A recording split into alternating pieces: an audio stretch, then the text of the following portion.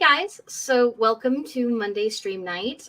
Lately I've been streaming twice a week because I haven't had as much time as I would like, or, well, let's face it, up until yesterday, stable enough internet connection to get my average edited videos done for Thursday. The good news is, it seems as though I might have actually stabilized my connection enough that I might actually be able to get some recording and editing done tomorrow. So the video, How to Get Closer to the Gods, my hope is it's going to come out this Thursday at the usual premiere time. So I'm really, really excited about that, hoping that that actually goes through. So before we get digging into the topic, Ikeda, being the channel sugar daddy as always, has submitted a $5 super chat. Thank you so much, Ikeda. A few questions to get you started. I need to give a strong disclaimer because a lot of these questions deal with certainty. And as my good friend Ocean Keltoy, who did an excellent video on certainty and how it's okay not to be certain,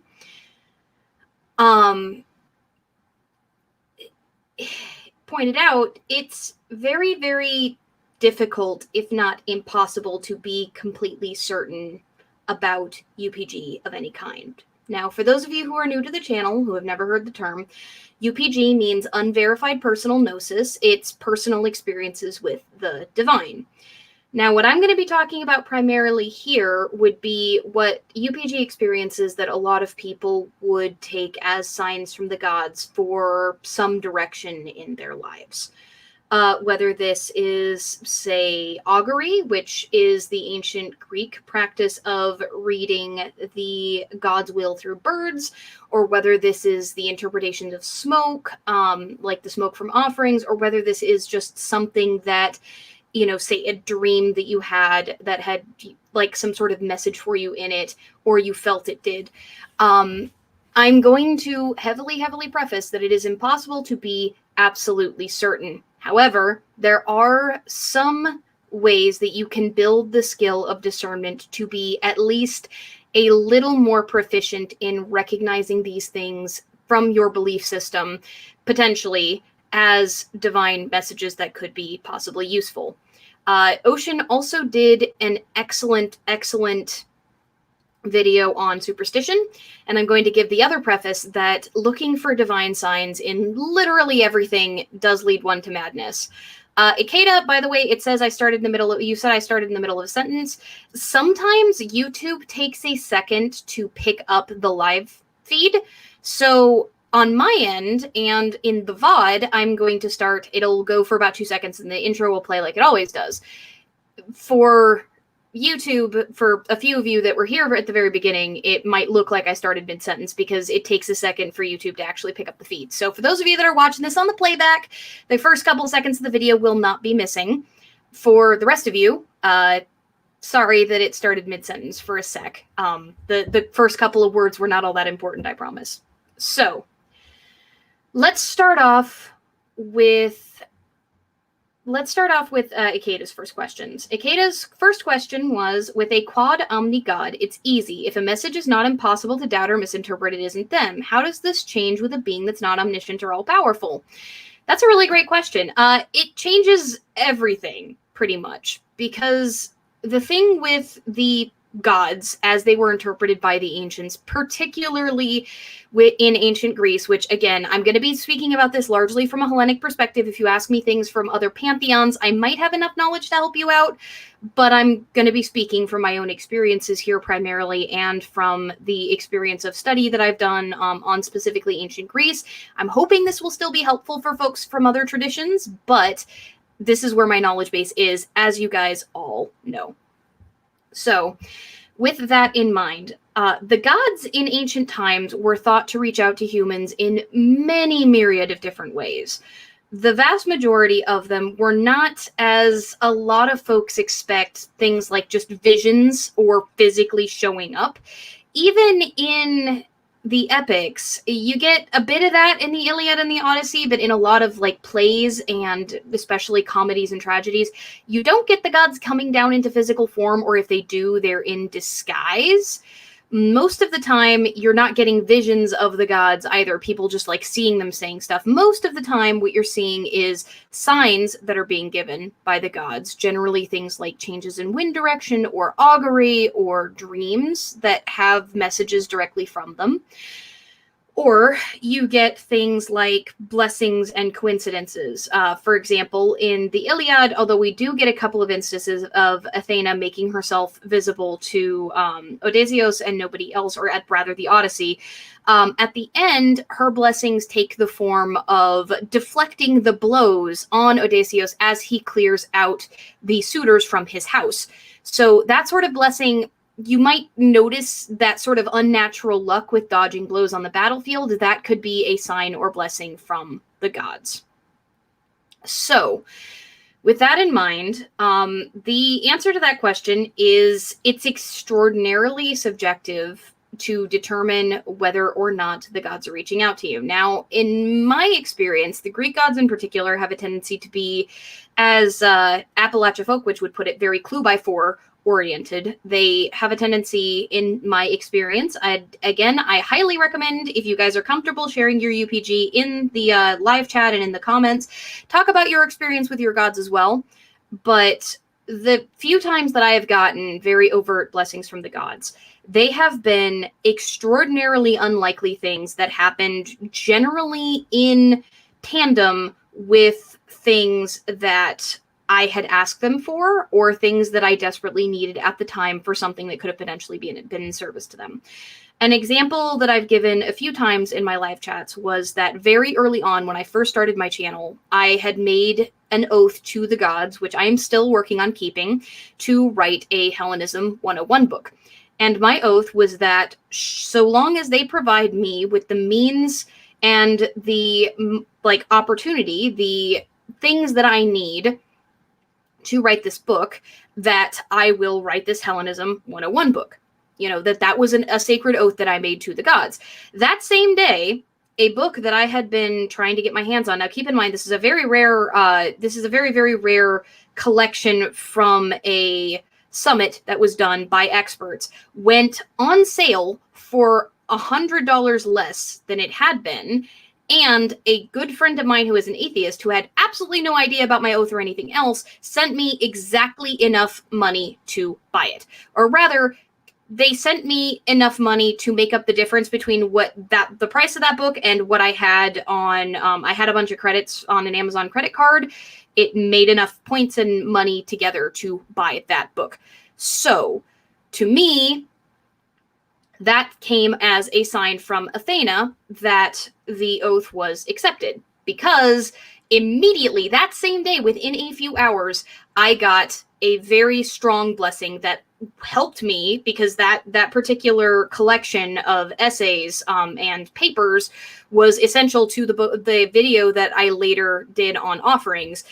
Very overtly, that was something that was essential to working on that book and to working on my channel. So, the first sort of guideline that I have in determining these sorts of things is that generally, if you're looking at signs from the gods, if you've asked for something recently, you might be a little hypersensitive to just little things, but if you get something big like that, there's not near as much room for negotiation about that being a coincidence. Now, I've had a few other things that were a little less clear-cut than that, but that's a very good example of when you have something that is overtly kind of in your face, a blessing from a particular god, especially when you've been asking for something, that's far more likely to be a positive sign. Now, what if, for example, something very different had happened? What if I had, say, lost a whole bunch of money, or if there was a book that I was about to buy and it got lost in the mail or something like that? Now, determining negative signs from the gods is going to be a lot harder than figuring out blessings, right? Like, that's always going to be a lot more of a struggle. So one of the big things that you need to be very wary of when you're talking about negative things, now keep in mind, I'm not claiming the gods are all good, and I'm not claiming that if a god is mad at you that nothing bad's going to happen. And now, the gods don't seem, for as old as they are, they don't seem to get angry at humans all that often. But say you break an oath or something like that, you manage to do one of the very few things that the Teoi don't like. Well, first off, pig pitfall you need to catch your own biases. Just because something you don't like happened doesn't necessarily mean that it's a sign of wrath or any sort of emotion from the gods. Sometimes it's the pitfall of your own bad decision making, where, say, you took something as a positive sign that might not have been, or you may have made a decision that just doesn't necessarily work as well as you thought it would. I know that sounds like really common sense, but the problem is a lot of us, because of the fact that we grew up in, like many of us grew up in Christian homes. Some of you I know grew up in Muslim homes, but most of us grew up in some sort of Abrahamic faith. And it's very, very easy, because of the fire and brimstone sort of preaching that a lot of churches do, to kind of predispose yourself to always thinking the gods are pissed at you. And especially since a lot of that tends to come with a lot of gaslighting and other sort of abusive things from family, we can be predisposed, especially those of us that are neurodivergent, towards constantly looking for the bad. My experience is that more often than not, the gods don't seem to send deliberate misfortune unless you are on a path that is going to completely screw you over. So, and that's not like you're taking a risk to start a new business or something. This is like, say I had something really horrible happen between me and a very close friend who later on turned out to be an actual narcissistic sociopath. And that person went on to, it turned out, be a sex offender, among other things. And so this disaster, when I was praying for a healing between our relationship, I took that as the gods being angry with me. But in reality, they were actually trying to protect me from somebody who was horrible. So ascribing malice, I'm not claiming the gods are always good. But ascribing malice, you might not necessarily be interpreting things accurately, especially if you're just getting started on the pagan path. Discernment is a thing that is very much a skill that you have to build. As you build your relationships with the gods, you'll start to notice how they communicate with you more often than not. You'll start to see that certain, like, say, when you request things from certain gods, they'll respond in a certain way.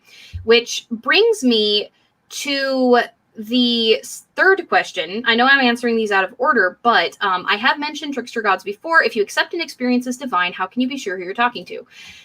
The answer is you can't completely, but as always, if you are making offerings to a particular god, and this is where I stress praxis so much, stressing praxis, because of the fact that the more often you offer and the more frequently you offer to certain gods, especially for blessings in specific areas of your life, or even just praise for good things they do, which I'm going to be talking a lot more about getting closer to the gods in my video this week. I'm going to be talking a lot more about celebrating successes with the gods, crediting them for their part in things, as well as making sure you keep your own virtue and your own credit in your mind. These things are going to be a lot more difficult for us because we don't have the cultural reinforcement to be like, well, that's Ares, well, that's Hermes, that's Demeter, that's Hades. Like, who do I credit when my crops sprout? Well, you'd think Demeter, but also Pluton, an epithet of Hades, has dominion over the seeds so long as they're planted in the ground before they sprout. So if you don't necessarily know that, you might thank for Demeter for a blessing that's from Hades. In my experience, the gods don't seem to get offended if you credit the wrong one. You'll just usually get some sort of message later on that will kind of let you know who it was. But also, the more often and more frequently that you communicate on your side with the gods, the more often you offer, the more often you sort of put yourself out there as far as they're concerned. It's kind of like dating, right? Like when you're trying to find a partner, you put yourself out there a lot. You go to like singles meetups, you go to bars, you like go online, you might make a dating profile, all those other things. The more often you offer to and try to build your relationships with the gods, the more you will start to discern the way in which they particularly like to communicate with you. For example, Athena has a tendency to be very direct and show up in my dreams a lot. She herself just likes to do that. That is my experience with her. More often than not, she's not nearly as cryptic as some of the other gods are. For example, my experience with Artemis is that when Artemis shows up in dreams, they're a lot more symbolic. Athena will just straight up show up and talk to me. That's a thing. Her blessings are also a lot more direct, which makes a lot of sense for a no-nonsense goddess of wisdom and warfare and negotiation and other things. She's just very, very upfront and there. So Ikeda Hakubi with the $5 super chat. It's hard to recognize Pluton when he hides from us. Ha, ha, ha. You could see yourself out. Oh my god, it's not a stream without an Ikeda pun, and of course he has to do the super chat, so I have to read it out loud. Thank you so much, Ikeda, you glorious bastard. Anyway, so coming back to talking about the gods, the more often you sort of ask for things, and in case you guys are wondering, I talk to Artemis a lot because she rules over wild animals and pets and the like, so I'm often praying to her for health for my pets, and especially when, you know, for example, I've got rat babies right now. Of course, I made offerings to her for the safety of the litter. I did that with the other two when we first found out the rats we adopted were pregnant, that sort of thing. I involve the gods regularly in my life because keeping up that reciprocity does assist in, especially if you've spoken to a particular god within a particular domain about a particular thing recently, if you get a really big blessing or a strong message, it's very likely to be them. So that's one of the big ways that you can do it. Well, what happens if you've just had your first UPG experience and you have no freaking clue who you're dealing with? Like, what the hell happens then? Well, I mean, there's a couple of considerations for figuring out who the heck just reached out to you. So first thing is symbolism around the actual experience. Now, Athena, when she reached out to me, did the very rare thing, which is the vision experience, where I knew exactly who the frick she was. So that's not all that helpful. But when I've talked to other friends who are trying to determine things about who it is that was reaching out to them, there's a few different things. First off, a lot of gods are kind of cryptic. They show up in symbolism. They show up in dreams. They show up, you know, sometimes as animals doing very strange things.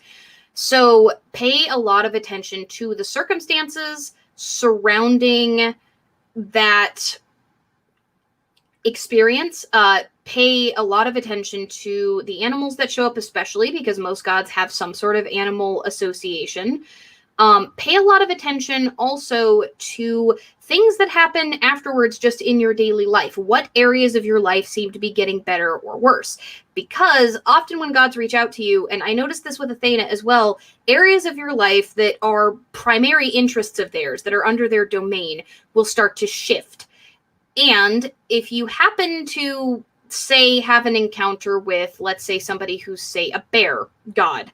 You're not entirely sure the gender, but there's bear symbolism. Well, there's a Celtic god that could be. There's a Norse god that could be. Well, which one is it?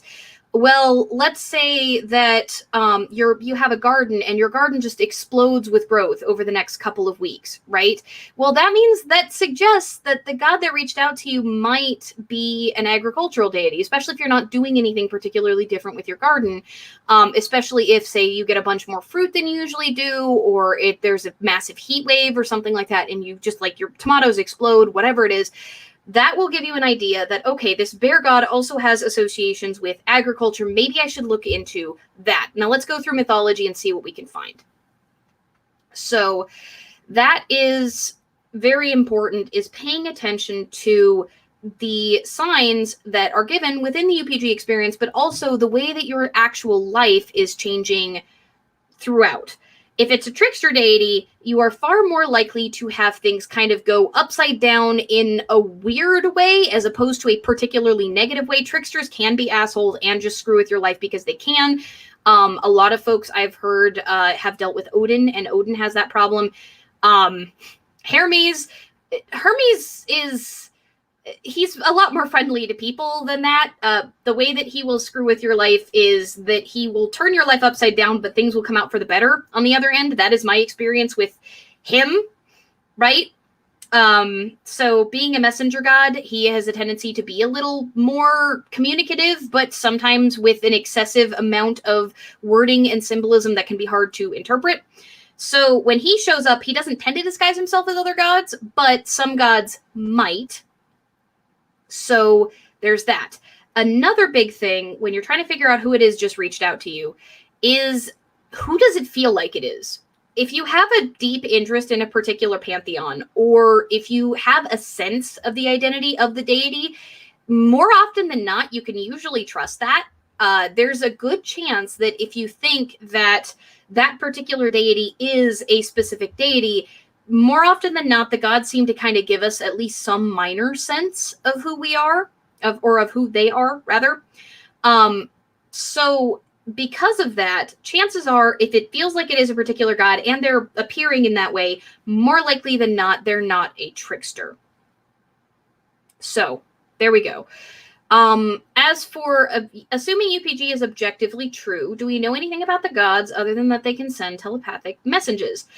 Do we know anything about the gods at all? The answer is no, for certain, not really. However, we have sort of verifiable, as Ocean went over in his video, UPG, SPG, VPG, which I might do my own version of from a Hellenic lens a little bit, because there are a few other things that I consider to be UPG that might not traditionally fit under that category. Things like inspiration, for example, because the Mosai are said to be the progenitors of all ideas, things like that. So talking about sort of flashes of brilliance that you get as being potential UPG experiences, I'll talk about that a little bit later, but I plan on doing my own version of the UPG, SPG, VPG video just to kind of get a little more in depth on the Hellenic side of that.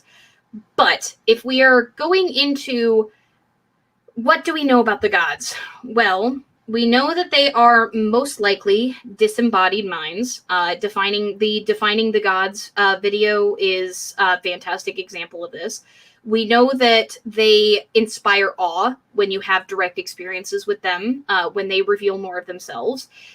And we have a catalog of experiences of the ancients that we can compare our modern experiences to, which is effectively what VPG is. It's shared personal gnosis, it's shared experiences with the ancients. So we have a catalog of knowledge from the cultures that first interacted with them. Does that constitute knowledge per se? That depends on epistemology, right? Like, you're going to get deep into the philosophical weeds there. What we do have an idea of, what seems to be consistent with that VPG, is that the gods communicate primarily through blessings, through signs, through dreams, and occasionally through divination, which is more of a you directly seeking out communication with the gods. And we will get to divination in a little bit, because divination can get a little bit tricky when you're going back to, well, who am I communicating with? Well, unless you ask a specific deity for help, you might not know. So those are the things that we, quote unquote, know about the gods, that they do communicate with humans, that they seem to be interested in us, and that they are willing to communicate in a myriad of ways that have been cataloged through the centuries. Now, the primary way in which the Greeks specifically cataloged the way that the Tewe would communicate here, but they would watch the behavior of birds. That's what augury is. That's what they would see. Now, there are a number of different things that we have gleaned from reading writings on augury. Now, again, most of these are not just like guides to augury. Those did exist in antiquity. We have references to them that people have talked about. There were many of them, but the problem is no complete manuscript, as far as I know. If somebody wants to correct me, who's got a background in the classics, let me know. If you happen to know what that manuscript is that has survived, or even like partials of that manuscript that has survived, let me know in the comments or in the live chat. I will absolutely go out and get a translation of that, or even the original Greek, and translate it myself for that video, because that would be amazing. But I have never seen any scholar reference any sort of complete work or even partial work of specifically a guide to augury. There's a lot of things that we have learned from specifically tragedy and comedy about augury, and we have learned things from things like dream journals and from dream translated books, which we do have a couple of those from the Hellenistic era. But The first being specifically that it seemed like birds that were flying to the left or the right, that those had specific like auspicious or inauspicious signs. Those signs were often taken as important. The type of bird was also taken as important. And Apollon, who was specifically the god that was associated most with divination and with oracular visions and the like, was said to rule over corvids and raptors, though eagles were associated with Zeus. So if Zeus is communicating with you, you might see an eagle, but also remember what birds you're going to be able to see are going to be determinant on where you live. So if you see, say, if you live in an area like mine where crows are freaking everywhere, then a baby crow that is running around your property that is being guarded by very protective parents and ends up on your back deck for several days might actually be a sign from Apollon if, again, you've prayed recently for some sort of guidance regarding something important in your life. A lot of determining signs has to do with communication on your end as well as communication on theirs. Gods don't tend to just screw with your life without your permission unless they're trying to get your attention for the first time. Most of the time, those gods are going to be communicating with you that you have had experiences with. Let's see. I'm not sure if this belongs here, but what about gods from different cultures? For example, you have one from a culture you have from this point never had contact with that pantheon. Those might be a call, which is the type of UPG experience where that god is like, hey, I want your attention. Now, I dislike the term work with. I know some people are fine with it. I personally am not. I tend to use the term worship because that's the relationship I feel with my gods. I'm not going to diss anybody who uses work with. I just prefer worship. That god might want your worship, or if they're a god that has associations with magic and you do magic, there might be some sort of association there. Generally, if a god shows up in your life from a pantheon you've never had any contact for, that's often a call, or there is something going on within their domain that you specifically need an attention from them in that moment. They might be more closely associated with whatever that sign pertains to, which we'll talk about in a sec, figuring out what things pertain to. Most of the time, it's obviously not as clear-cut as the here, have the money that you need to buy this book that you desperately wanted for this video that you happen to be working on this week, right? Like, those things are not near as common. Usually, it's a lot of little stuff. But when you're talking about little stuff, I do need to, since we now have 60 people, and when I gave this disclaimer, there were only 20, I'm going to redo the disclaimer. One, you can never be absolutely certain of anything when it comes to UPG. That's kind of the way it is. You can get to a reasonable degree of sureness for yourself, but that's about the closest that you can get. And two, don't go looking for signs underneath every single cinder block, in the corner of every, under every dirt pile, under every rock, that sort of thing. Like that strays into superstition. Ocean did a really good video on that. Don't dig too deeply into every single thing that happens. Not everything is a sign from the gods. It's just not. Sarcastic Tennesis, sometimes the gods very much clue by four, and sometimes they don't.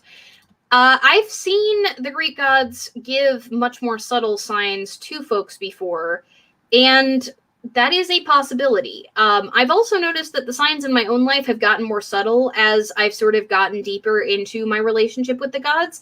It seems like the gods are very clue by four-y, especially at the beginning of your relationship with them, but as things mature, you start to discern a little bit more when they're talking and when they're not, and you'll start to help discern that sort of thing from your own paranoia, which, for a lot of us, like I said before, a lot of us do have latent Christianity. A lot of us do have the tendency to assume that the gods are pissed at us or that everything's a sign from everything. And we have to be a little bit careful. We have to be a little bit careful.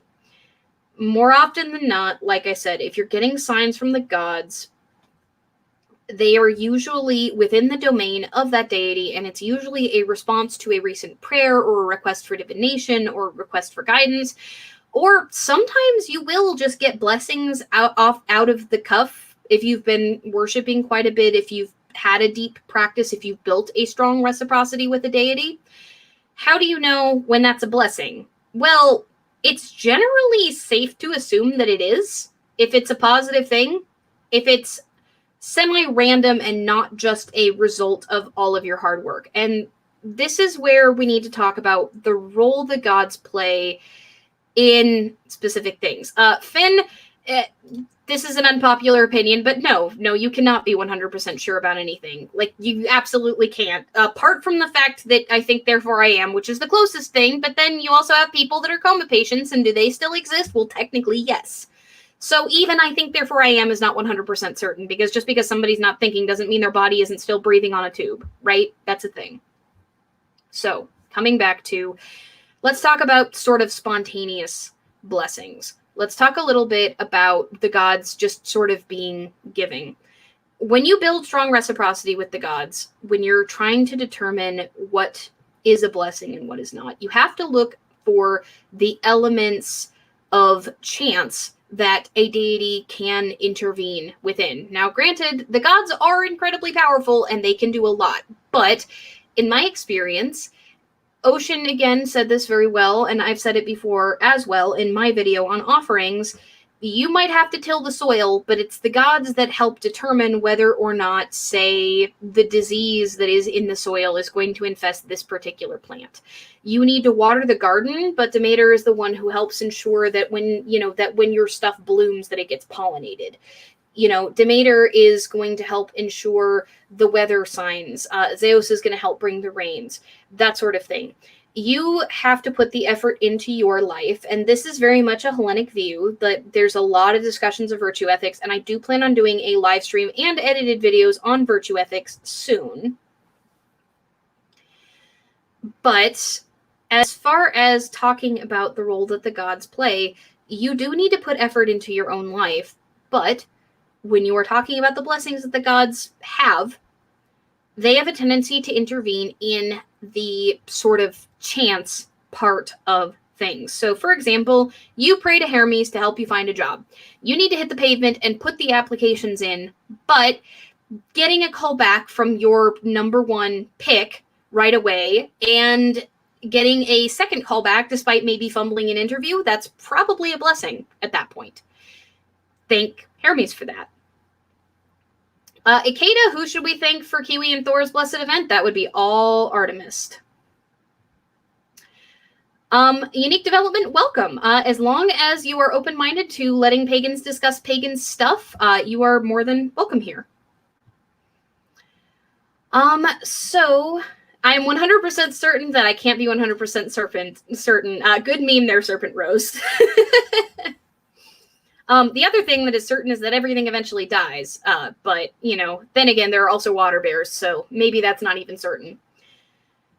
So, coming back to the part that the gods play. When you are thanking the gods for blessings, quite often, you might have put a lot of work into it, but the gods can help facilitate chance events that will help then make that work channel itself into some sort of success. Paulette, Kiwi, and Thor are two rats that we have. Thor is my baby boy who has a beautiful lightning strike mark on his face. It's a white marking that goes across his kind of grayish tan mask.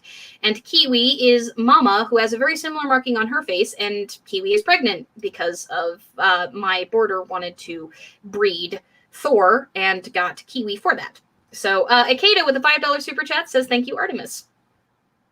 Thank you so much, Ikeda. So here is that sort of consideration. I talk about this a little bit in my edited video that's going to be coming up for this week. But when you are considering what role the gods play in your life, you don't want to give them credit for literally everything. You put hard work in, and you absolutely deserve credit for your hard work. However, when you are thinking about, say, the freak rainstorm that helped with making sure that your crops were watered during the week that you were gone, or when you're thinking about the example with Hermes, when you're hitting the pavement, but you got that call back from that number one job that you really wanted to, and you felt like you blew the interview, and yet you got that second call back, and now you're going to be registered, right?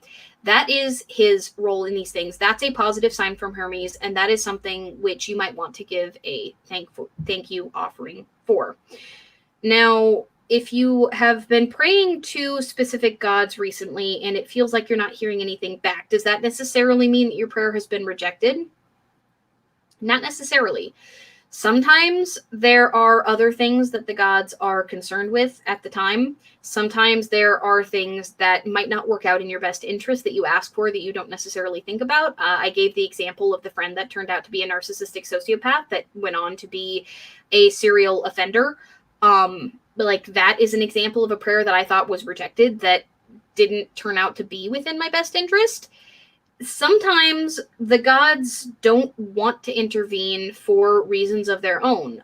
Frequently in the epics, the gods don't intervene for the purpose of, say, helping the mortal person develop their own virtue. Asking, for example, for help with your getting a new job, and you've got this one that's like perfect for you, or you think it is, but you're too scared to apply. Well, you're never going to get a call back, and no amount of praying for that is going to fix that, right? Or you did a sloppy job on your resume or something. The gods can help you overcome some of those things, but they are more likely to help you when you have put your most effort in. So that's another big thing. So when you're talking about more random events, like let's say you haven't been communicating with a particular god as much, or you are, but you haven't been asking for anything in particular, and something strange happens. A strong example of this from my own life was I've been praying to Athena, but I wasn't asking for anything in particular from her because there wasn't anything going on in my life. But a couple months ago, this gorgeous, huge owl, like beautiful white owl, I've got the picture somewhere. I'll post it in Discord after this if I can find it, appears on the way home while my partner is walking in my neighborhood. Now, keep in mind, this particular owl is semi-endangered and mostly only exists in forests. And we don't live near one. Like, we don't live near a national forest or a state forest or anything like that. Like, we live out in the suburbs right by an airport. So owls are not very common in my area. This huge owl being perched there was assigned to me because of where it was looking and because of how it landed and from what direction it came in, because augury. It was assigned to me, I interpreted as I needed to reach out to Athena to ask for advice. I didn't realize that something was amiss in my life, but I needed to. Now, again, this has to do with my knowledge of augury, and this is where if you want to start using a system like that, or like the interpretations of smoke to see whether or not your offering was accepted, you need to kind of study it a little bit, because in my experience, the signs that the gods send are going to be subjective. More often than not, they don't tend to send signs in a way that you're absolutely not going to understand. Mostly because if gods are trying to communicate with you, they're going to be trying to communicate with you through your own senses and through your own body. So it makes sense that they would send signs in a language that you would understand, in a way that you would understand. So if you study systems of interpretation and of, again, augury is the big shining example in Greek mythology, but like when you're talking about other systems, you might look at runes if you are getting into Norse stuff. Tossing the bones is very, very common amongst various Indo-European traditions. These things can become very useful. And actually, divination can be a great way to sort of confirm when things are divine signs. When I'm uncertain about whether or not something is a divine sign, I will often pull out my tarot deck, which has nothing to do with ancient Greece, mind you. It's just something I've done for years. And I will give an offering, and I will set things up in ritual. I'll cleanse the space and everything, gear it up for a normal ritual, and ask that deity directly, hey, is this a sign from you? Or if I'm not sure who it is, which is very rare these days, but on occasion that happens, I'll ask to whichever god this sign belongs, can you please help me figure this out? Yeah, and Aether Tales is absolutely right there. Whoops, I grabbed the wrong thing. Humans are bundles of distraction, and boy, do the gods work with that. Absolutely. That is a whole thing. Things that come out as out of the ordinary are far more likely to be divine signs than just ordinary stuff that is an everyday occurrence. Like, if there's a whole bundle of crows that are constantly in your neighbor's yard, then a bunch of crows being in your neighbor's yard might not be a sign. But if those crows are all sitting on top of your car, well, somebody who has association with corvids might be trying to get your attention. You know what I mean? So what happens if the signs are contradictory based off the different faiths you interact with? Good sign animals in one faith might be bad sign animals in another. So this is where your relationship with the gods comes into play. A good sign animal, quote unquote, I've never really heard of that per se, at least not within any of the traditions that I work with.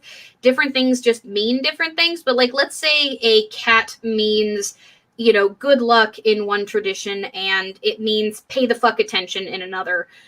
One of the big things is to look for behavioral clues with that animal. If you think that if that animal's presence is unusual, like say with the bird that I was talking about, the owl that we found and which direction it flew in and that sort of thing, what it was doing there, looking at behavioral cues can give you an idea of which of the entities you are communicating with and what they're trying to say. So if that cat was trying to hunt a rat, then you might mean a different thing from one tradition versus if that cat was just sitting there grooming itself. Right? So that's kind of one of the things that you might want to consider. Very similar things for dreams. More often than not, dreams are very personal. Dream dictionaries don't work all that well for that reason. There are certain symbols that are kind of culturally dependent. And also, dream dictionaries can't possibly include everything that could ever happen in your dreams. But if you understand what different things mean specifically to you, the gods are going to be more likely to communicate with you in a way you're going to understand. So if you are deathly terrified of rats, but rats are still a positive within your tradition, and a whole bunch of rats come scurrying over you, that might not necessarily be a positive sign just because tradition dictates that rats are a positive sign. You're welcome, Paulette. But as far as trying to determine those things, the divination suggestion that I just made is actually another really good sort of suggestion. There are different spreads, or you can even create your own, because there's absolutely no reason why you can't. Like, that's one of the beautiful things about tarot or runes or other divination methods, is we can adapt them and we can do all kinds of things. As long as you're semi-faithful to what the cards mean and your experience with them and the relationship you've built with tarot specifically, you can create your own spreads to figure out these things. If you're concerned about what specifically a sign means, you can ask oracle cards, tarot, runes, insert divinatory method here. Which god was this, and what does the sign mean for me? What do I need to know? Right? What do I need to know about this thing that I just experienced? That is, what do I need to know about XYZ thing? When I do my video on divination, which I am working on, it's just augury is really difficult to research. When that is my favorite phrasing ever, is what do I need to know about XYZ thing that just happened, or about XYZ problem in my life? The reason for that is it's very open-ended. It gives the gods a lot of leeway to give you all kinds of useful information, which divination is never 100% either. And again, we're all human. We all have skewed perception. That's just a thing. But when you are talking about specifically something that is a major sign, you are far less likely to get a misleading answer from divination if you are open to the possibility of a positive or a negative outcome. Or even being told that it's not a big deal. Oh, I'm sorry, Nui Arantes. Just make sure that you stay safe. So, coming back to the other questions, there was another question that I lost somewhere in here, because somebody had asked me and I accidentally missed it. By the way, quick break. There's 64 of you. I only see 46 likes. Can you guys do me a favor and hit either the like or the dislike button, depending on whether or not you ever want to see my face again? It really helps out the algorithm. And it really, really helps me out as a content creator. Like, I know that every single creator freaking says that, but it only takes a quarter of a second to hit that button, and it really does help me out because the algorithm cares whether or not you click it, whether or not I do. So, let's see. Yeah, Paulette actually has a really good point here, too. I've had times where in reflection, I think I may have had UPG, and in the words of Beafeld, if you think it's the gods, it's the gods, and I think it was him that said that. Yeah, Beafeld is amazing that way.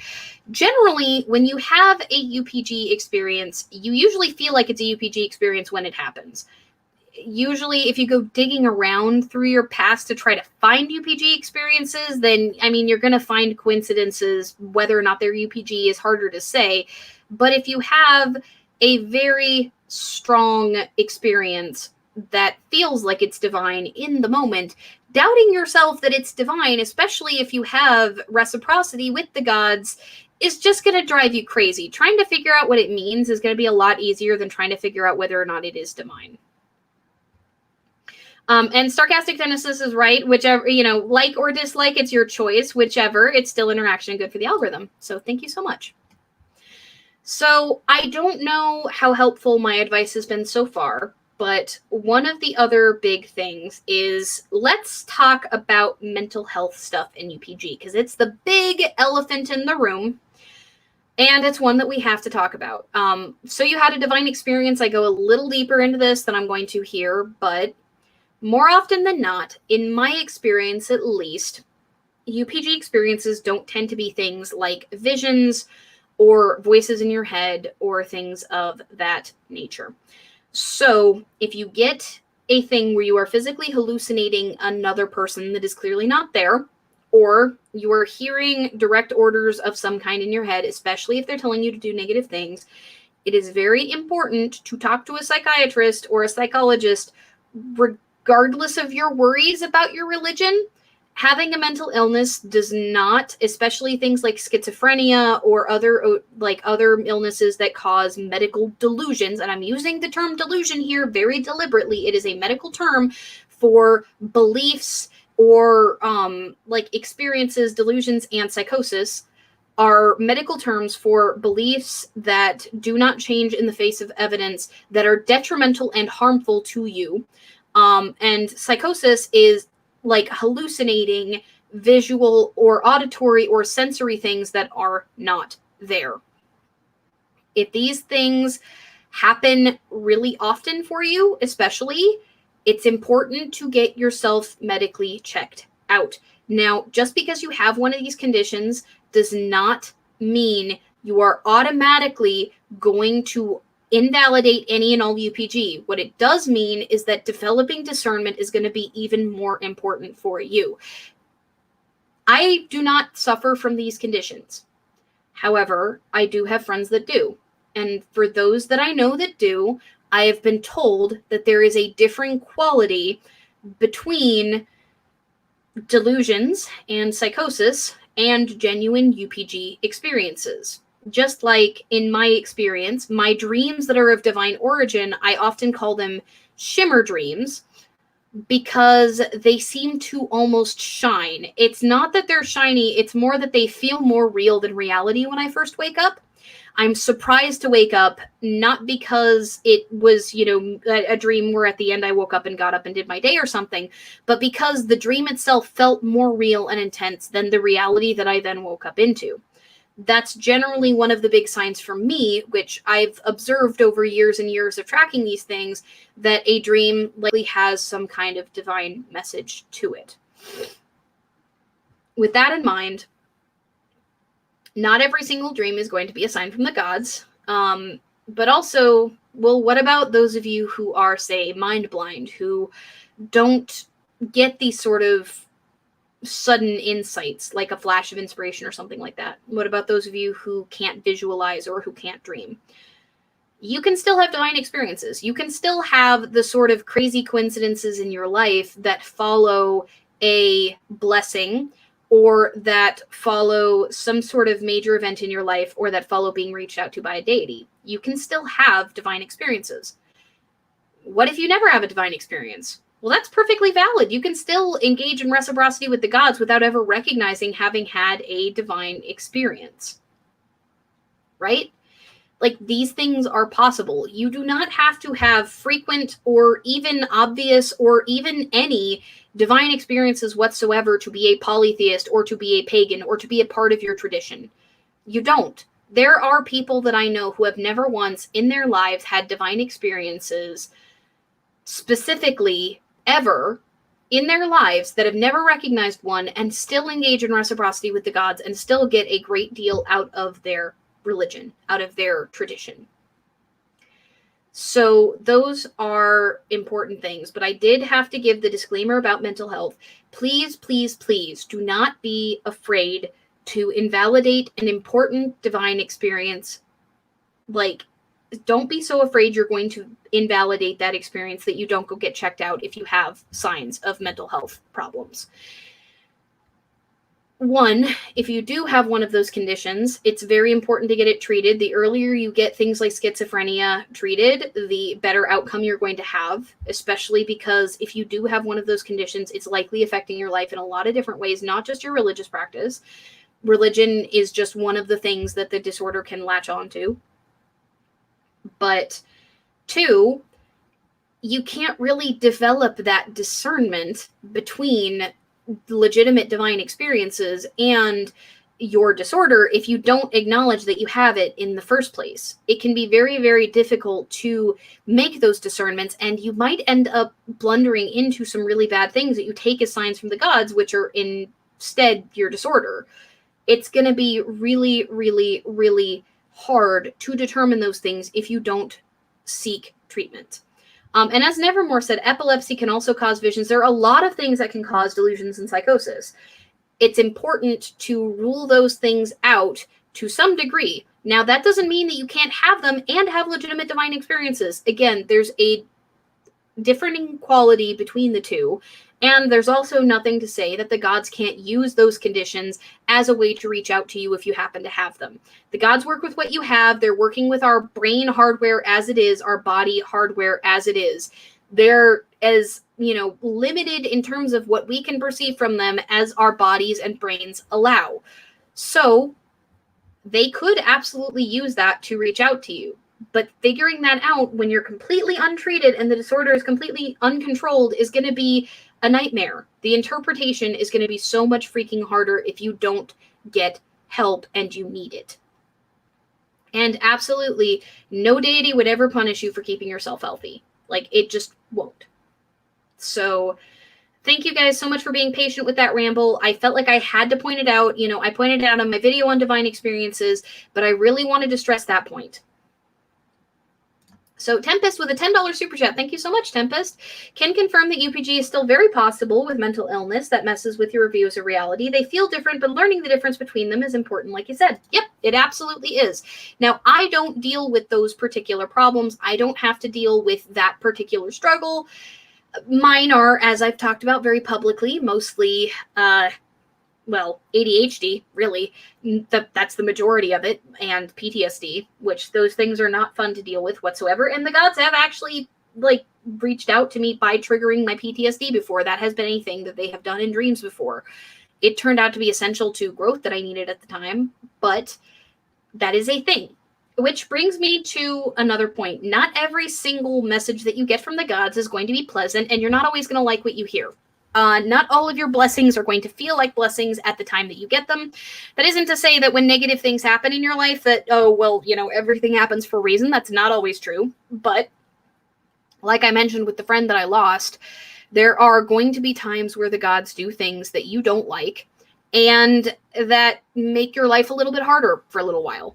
That isn't to say that, if you're absolutely miserable within your tradition all the time, that you should keep working with that god or that you should keep worshiping that god.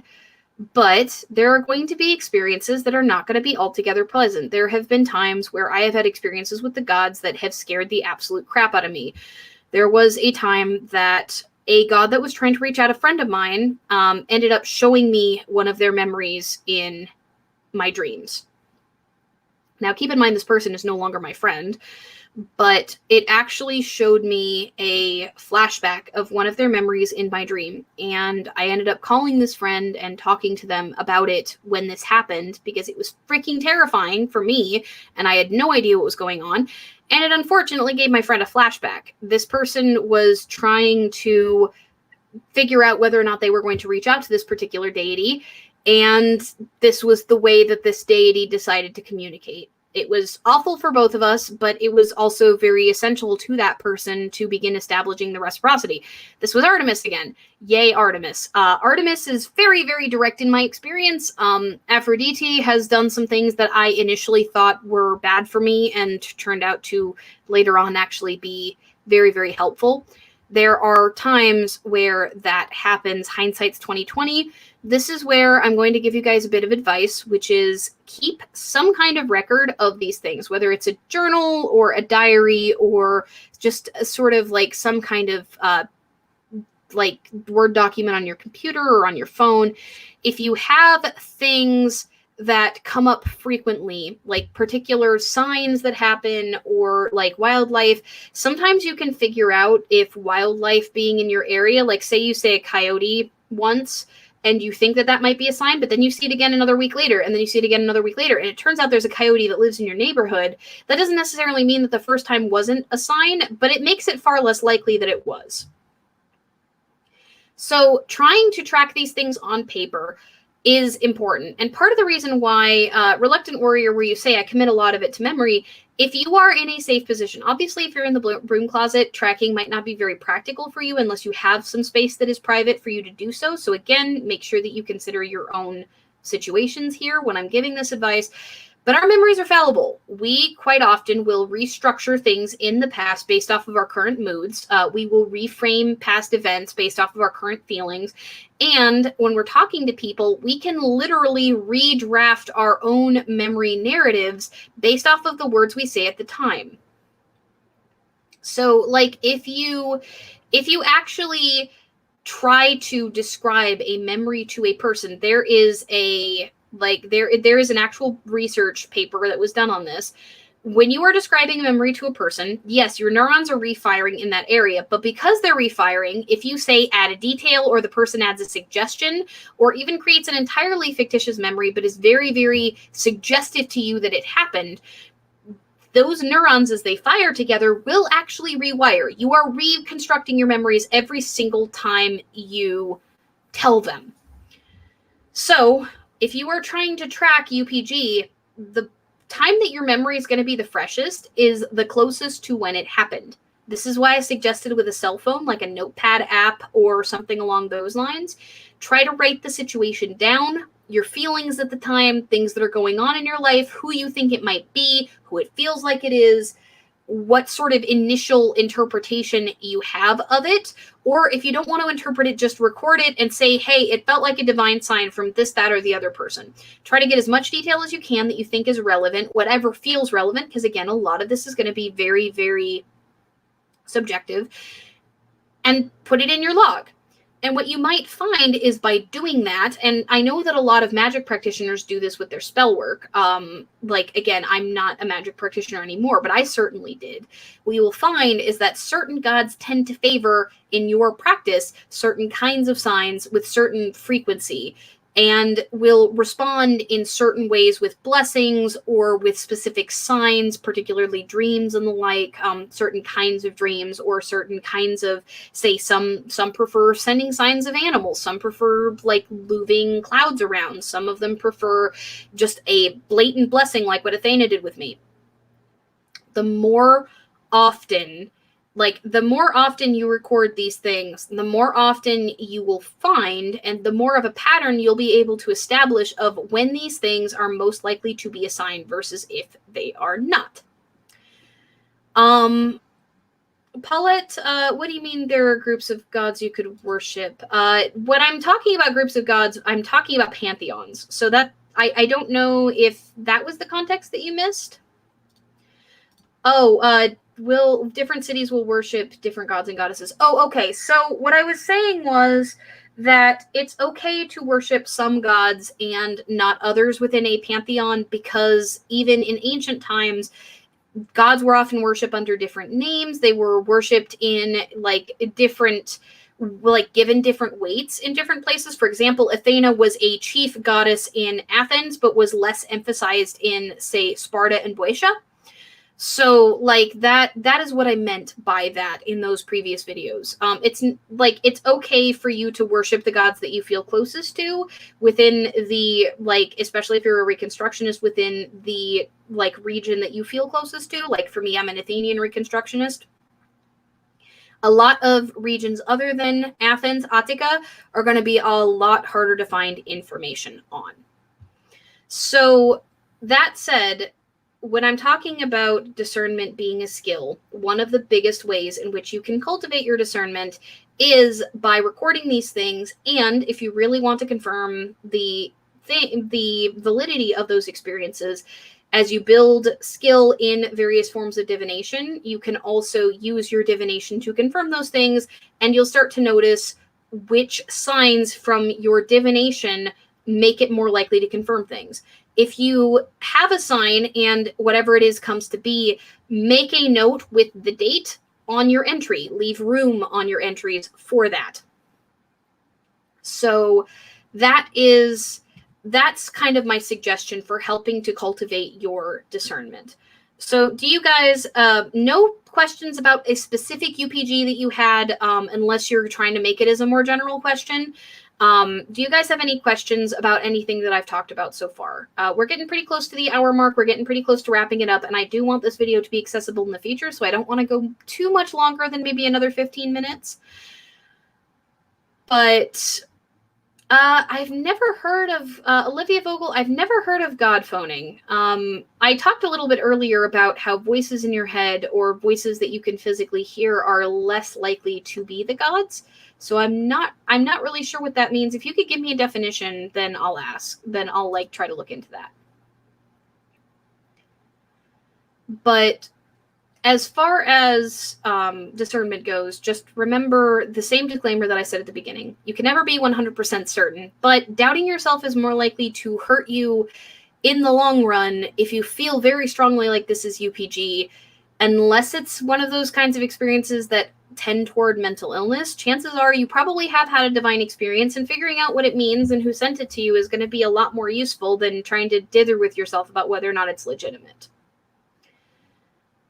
What if the old gods linked you to a living set of gods or religion? What do you mean? Like a currently living tradition? If it's a closed tradition, then try to learn from the people that are currently practicing and teaching that are registered by that particular group to do so. If it's an open tradition, learn, study, and feel free to practice. Let's see. Well, like I said, hearing a voice in your head more often than not is most likely mental illness. It is very important, if that happens, to seek out a professional and confirm that it is not before proceeding, because hearing voices in your head is a very strong sign of a number of different mental illnesses. Now, that doesn't mean that hearing a voice in your head is 100% of the time always that, but the majority of the experiences that I've had and that others have described as UPG are usually not in that form. So, essentially, it's everything from hearing or getting vibes from a god in my experience. I mean, I don't know why you'd need a special term for just another form of UPG, like getting quote-unquote vibes from a god or getting a very strong feeling like an epiphany or something. That's just another form of UPG. That sounds like it's a newer term for a typical form of UPG, like where you get a sort of inspiration towards doing a certain thing or you get a strong feeling towards something. That is just another form of UPG. So, Phelan, Hellenic symbolism books. I am currently digging through a number of books on divination and such. One of the big ones was Oracles and Risk Among the Greeks. It's an expensive scholarly book, but that is one of the books that I'm starting to dig into.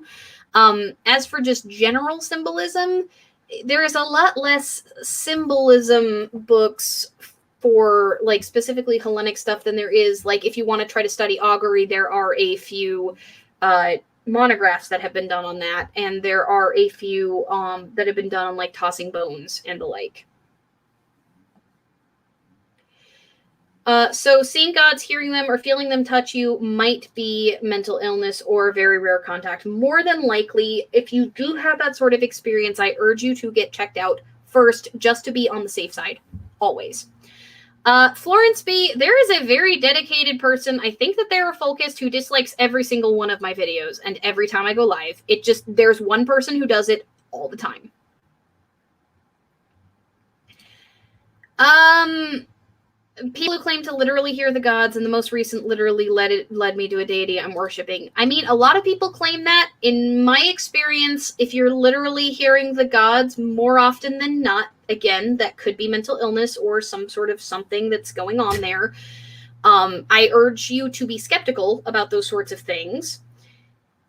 And I urge you as well to remember that a lot of folks also like to claim that sort of thing for attention and the like. Most of the experiences that I have had, the experiences that have been shared on UPG Night over in the Hold, the experiences that have been shared in my server, they tend not toward that. And in like mythology and the like, from ancient times, there's not a lot of that either. JACandQuill, support for the book. Thank you so much for the $10 super chat. Yeah. Well, I mean, Angie, you as a system are going to have a different experience than a lot of us. I cannot speak to your experiences as a system, but your experience saying that it is different from getting messages from the divine does line up with the experiences of a lot of other folks who have conditions that might make them have a little bit of trouble at first discerning these things. Yeah, Tempest says, hearing voices in my head is a mental illness for me, so I know any voice I hear like that is definitely not any deity, which is why I'm stressing, get checked out if you're concerned about that. If you are experiencing those sorts of symptoms, 100% get checked out first. If you can get it ruled out, then okay, well, maybe you're hearing the gods. Maybe you are hearing your brain is translating messages that you're getting as a voice. Maybe not. Aethertail says, I suspect God phoning is a person claiming a direct connection to the deity and can speak for them. My life partner had such a relationship with her patron, so it happens. Yeah. I'm not saying you should verify all UPG with a doctor or a psychiatrist, because some UPG experiences like blessings and the like are not likely to be mental illness, but things that are very strongly correlated with mental illness, like hearing voices and the like, absolutely you should verify. But I do want to caution that there are a number of people who claim they speak for certain gods, but in my experience, unless you're very close to that person specifically and don't really have a relationship with that deity, more often than not, those folks can end up as cult leaders. I'm not saying that that's the case for your partner, Aethertails, at all. I'm not. But I have seen a lot of folks online try to claim to be gurus or god spouses in order to attempt to speak for a particular deity on behalf of that deity, to try to boss people around in their practice or to begin cults or things like that.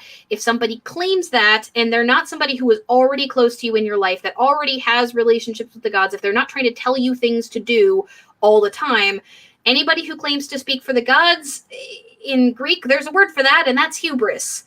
I frequently will say that I do not deign to know the will of the gods.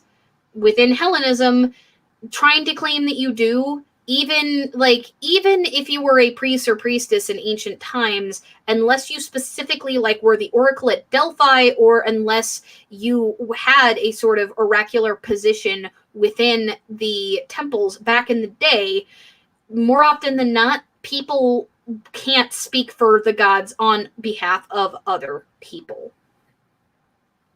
So, Ninth Tentacle, I feel much the same way. God phoning like automatic writing. They clear their mind, start writing what the god is saying. I am very sus about that too. The gods tend to be a little less direct than that. They can be extremely direct, like Athena was in the experience that I talked about. But in my experience, the gods don't generally talk directly in your head or give you automatic writing or things like that. A lot of those things, especially if somebody else is doing it for you, tend to be scams. I'm not saying it is 100% of the time. I'm not saying it's not possible for the gods to contact you that way. I'm saying that those are the kinds of experiences that I would be the most suspicious of and be the most cautious about. So that kind of wraps up most of my points about this.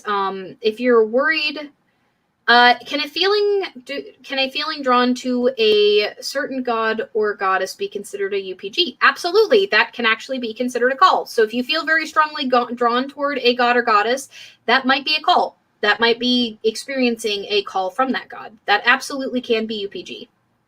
How do we know if we have oracles in this day and age? Generally, we don't. In my experience, oracles existed largely during a time when people didn't have the leisure or the capability of learning divination for themselves. Personally, I think that the vast majority of people in this day and age can learn to divine and communicate with the gods themselves. That is my experience. But yeah, Aethertales says, Ali is right. Be very cautious about vicars claiming authority due to their connection. Abso-fucking-lutely. I will not claim to be an authority on Athena due to the fact that she is my patron and I feel very close to her. I will never tell you, for example, that, excuse me, Athena is telling you to do something and this is 100% a sign from her and that I absolutely know this because I'm very close to her. Like, that is not something that I feel I have the authority to do as a person. And it's not something that Athena has ever indicated is a thing that I should do. So 100%, if anybody tries to claim to be an authority, especially if they're not somebody that you're already close to, especially if they're trying to tell you to do something or not to do something, 100% be suspicious of that. Be very careful. As far as oracles in like the modern day, like I said, it is my firm belief that everybody can learn some form of divination. The information is more widely available than it ever has ever been. Literacy is at the highest rates that it has ever been in all of history. It is extremely easy to pick up and learn a form of divination.